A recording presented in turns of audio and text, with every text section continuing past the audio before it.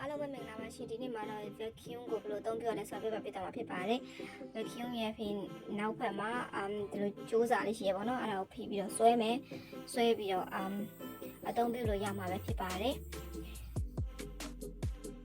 ကြိုးစားကိုတေချာဆွဲမယ်ဆွဲပြီးတော့အသုံးပြုလို့ရတယ်နောက်တစ်ချက်ကကြတော့ဒီ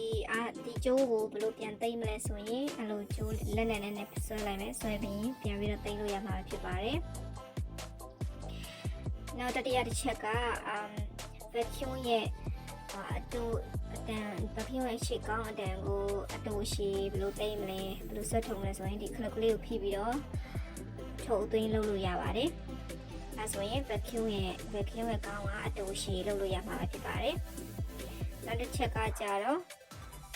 vacuum ကိုဘယ်လိုပြန်သိမ်းမလဲဆိုရင်အဲ့မှာ vacuum ရဲ့နောက်ပေါက်မှာအဲ့ဒီအပေါက်မှာခေါင်းမှာလည်းကလစ်ပါတယ်အဲ့ကလစ်နဲ့တခြားဖိပြီးတော့ထိုးလိုက်လို့ရှိရင်ခါရဲ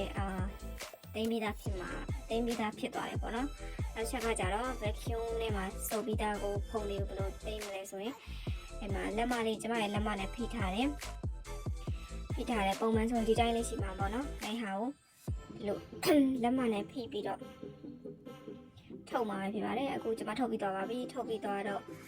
နောက်တစ်စင်ကဘယ်လိုမျိုးဖုံ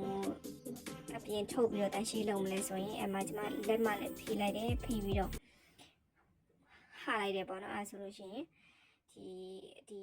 အမိုက်ဒီ dust တွေ